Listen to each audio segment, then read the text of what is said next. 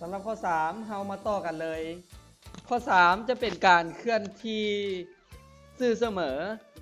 จะเป็นการเคลื่อนที่ซื่อเสมอของม.5 ซึ่งคำถามมีอยู่ว่ารถคันหนึ่งแล่นตามทางซื่อด้วยความไวเฉลี่ย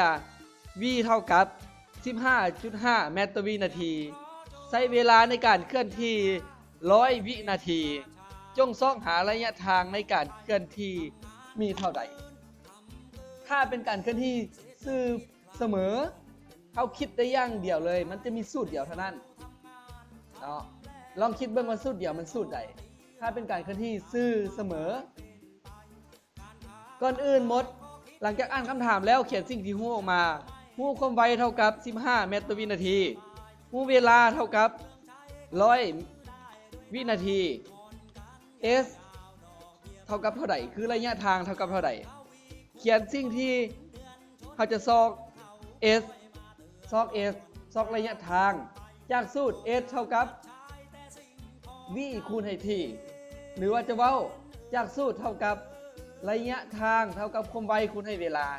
หลังจากนั้นความไวเฮาฮู้แล้วเวลาเฮาฮู้แล้ว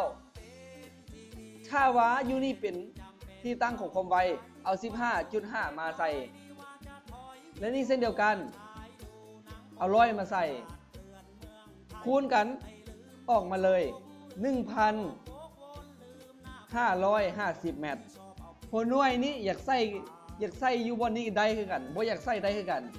เอา15คูณ100เลยแล้วออกมาเป็นหัวหน่วยเมตรเลยก็ได้สำหรับข้อนี้เนาะสำหรับคนที่ได้เบิ่ง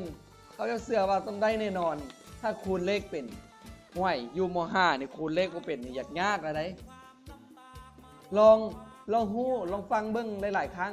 แล้วว่าเขาเข้าใจแบบใดแล้วไปเฮ็ดข้ออื่นถ้าเป็นแบบนี้ได้แน่นอน